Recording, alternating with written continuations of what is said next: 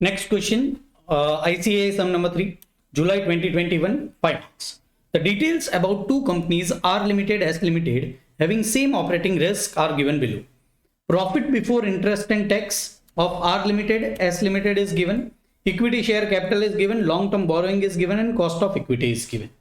Now, S Limited is unlevered company because it is not having any debt, and R Limited is a levered company. You are required to calculate the value of equity of both the companies on the basis of approach without a tax. Calculate the total value of both the companies on the basis of approach without a tax. So we will be finding out KE and value of the company. We always start with unlevered company, a company which is not having any debt. We will start with S Limited.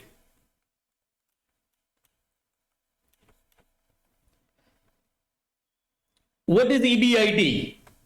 10 lakhs rupees.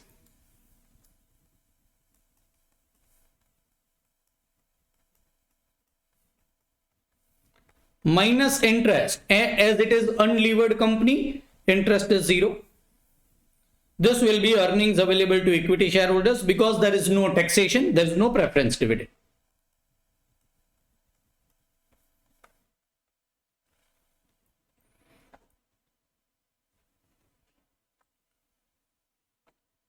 What is KE of S Limited? 15%.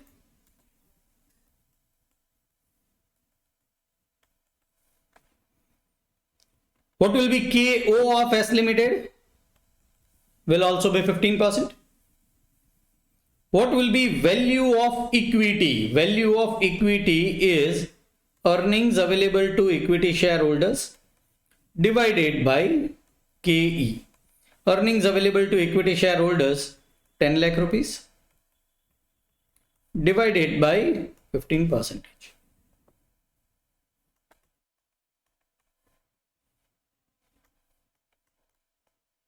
Which is 66,66,667.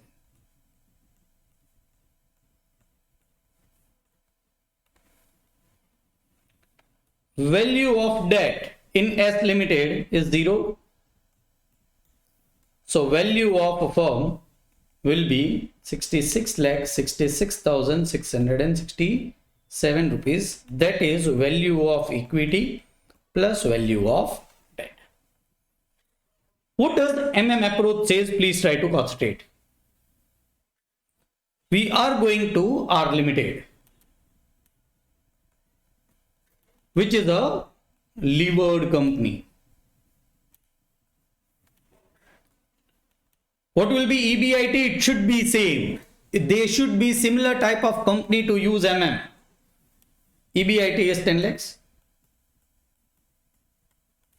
Minus interest. Here there will be interest. Interest is 33 lakhs into 10% is the 3 lakh 30,000. This will be 6 lakh 70,000. There is no taxes, there are no preference dividends. So this is earnings available to equity shareholders. KE. Now surprisingly in this question KE is already given. Normally you should have to find out KE. But KE is already given, which is 18%. So please understand, an optimal Modi-Giuliani-Miller says that value of a firm will be same. But here the answer of KE is already given. So it is possible that the value of firm might be different. KO, we are not knowing. We are not even to find out KO. Let me find out value of equity. How to find out value of equity? Same manner. Earnings available to equity shareholders divided by KE, which is 6,70,000 divided by 18%. So value of equity will be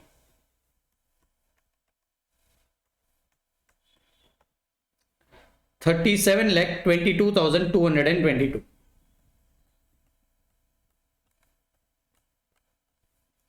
Value of debt.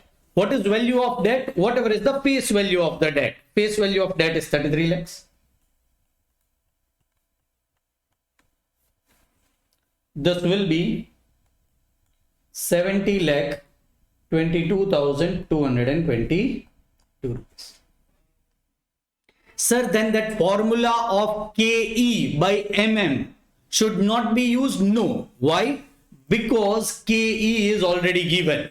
See, as per optimal MM approach, what does it says? If there are no taxes, the value of firm will be equal, whether it is a levered company or it is an unlevered company. But here the value of firm is changed. So it is possible, still it is in arbitrage process and value of firm has not become equal. So KE of this company will still rise. If it rises, the value of firm will decrease and on one day the value will become same. You might have done this, which would be incorrect. You might have taken value of a firm of R Limited as a 66,66,667.